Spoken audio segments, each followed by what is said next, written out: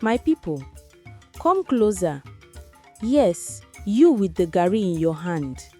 Drop that spoon, oh, because what I'm about to tell you will make you forget hunger. Have you ever seen a man who thought he was a lion but ended up meowing like a scared cat?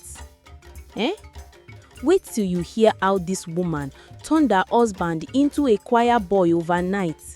Sit tight oh, because this story na wahala mixed with comedy.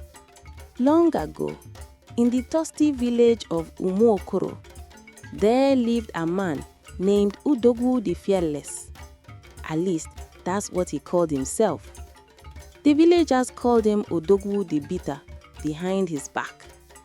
He was a tall, muscular man with a voice so deep it could make a goat faint. But unfortunately, Udogwu had a terrible temper. He believed every problem could be solved by slapping sense into it. If his first wife burnt the soup, slap. If the second wife forgot to warm his bathwater, slap. Even if the chicken refused to lay eggs, Udogwu would chase it around the compound, shouting, "You lazy bird, you think I'm feeding you for decoration?" The villagers were tired of him. Mothers would whisper to their daughters, "If that Udogwu comes near you, run oh. That one doesn't need a wife. He needs a wrestling partner." After sending away 3 wives and a goat that he called his fourth, Udogwu decided it was time to marry again. He told the elders, "This time, I want a quiet woman, one who will fear me like thunder." The matchmaker smiled and said, "I have just the perfect woman for you. Her name is Adaku. She's strong, beautiful, and obedient." But what the matchmaker didn't say was that Adaku was also known as the daughter of iron. In her village, she was famous for wrestling men during festivals and winning every time. She once chased a thief for 2 miles, caught him, and made him wash her clothes as punishment. When Udogwu saw her, he was charmed by her beauty. Tall, glowing skin, eyes like a warrior queen. He said proudly, "Yes, this one will respect me. She looks strong, but I am stronger." The villagers nodded silently. In their hearts, they said, "Udogwu, you have just bought trouble from the market." The wedding was loud and colorful. Drums, dancing, palm wine flowing like river water. Everyone came to see the brave woman who would tame Udogwu. But the elders whispered among themselves, "We shall see who tames who." At first, everything was peaceful. Adaku cooked well, sang in the mornings, and smiled at her husband. Udogwu began boasting again. Finally, I have found a woman who knows her place." But Adaku would just smile, quietly pounding yams with the strength of 10 men. Then came the day of thunder. One morning, Udogwu came home and found that Adaku was sitting under the mango tree, drinking palm wine with her friends and laughing loudly. He frowned. "Adaku, why are you sitting here when my bathwater is cold?" Adaku laughed. "My husband, your hands are not broken.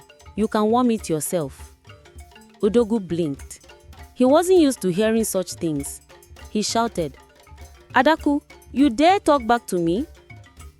Adaku stood up slowly, stretching her arms like a warrior preparing for battle. "Udogwu, don't raise your voice at me. I'm not one of your other wives, oh." But Udogwu's pride didn't let him stop.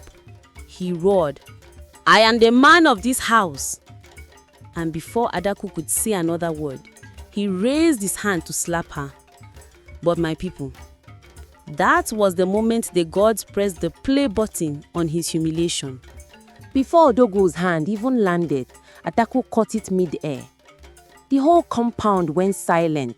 Even the lizard on the fence stopped nodding his head. Adaku looked at him and said calmly, "Udogwu, if you try that again, I will reset your destiny." But Udogwu was too proud. He tried to push her. Adaku moved like lightning. She grabbed him by the wrapper, flipped him over her shoulder. "What? straight into the dust. The chicken scattered, the goat bleated, and Odogwu found himself staring at the sky, wondering if his ancestors had called him early. Adaku didn't stop there. She pinned him to the ground and shouted, "From today, this house will know peace. If you raise your hand again, I will raise your body into the next village." The neighbors who had gathered quietly started cheering, "Adaku, Adaku, lioness of Umuokoro." From that day, Odogwu's voice became softer than pap. When Adaku said, "My husband, sweep the compound," Odogwu would answer, "Yes, my queen. Do you want it shiny or sparkling?" Even the village children started calling him Odogwu the Gentle. And so, my people, that was how the mighty lion learned to purr. The elders say, no matter how long a stick stays in the river, it can never become a crocodile. Power without respect brings shame. And women, when you stand your ground with wisdom and courage, even thunder learns to whisper. So my people, if you're watching this story with your spouse, don't start fighting, no. I'm not responsible for any wrestling match that breaks out after this video. But if you enjoy this story, click like before Adaku comes to reset your destiny too. Subscribe, share, and tell someone respect is better than muscles.